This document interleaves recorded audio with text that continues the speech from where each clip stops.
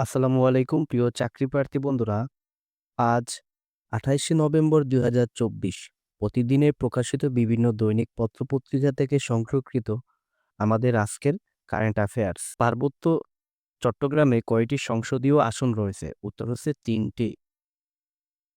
সম্প্রতি বাংলাদেশ সফর করা আন্তর্জাতিক অপরাধ আদালতের প্রধান কৌঁসুলির নাম কি?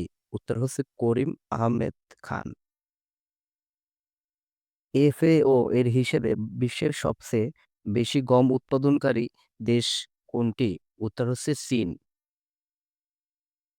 নোবেল বিজয়ী ইউজিন ওনিল কোন দেশের সাহিত্যিক? উত্তর হচ্ছে যুক্তরাষ্ট্র।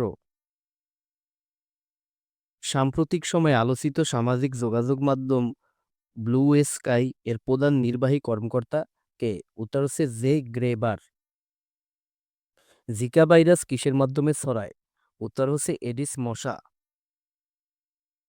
কোন ঘটনাকে উপজীব্য করে মুনীর চৌধুরী রক্তাক্ত প্রান্তর নাটকটি রচনা করেছেন? উত্তর হচ্ছে পানিপথের দ্বিতীয় যুদ্ধ। রাজার জন্মদিন, চিঠি, দণ্ডকারণ্য নাটকগুলোর রচয়িতা কে?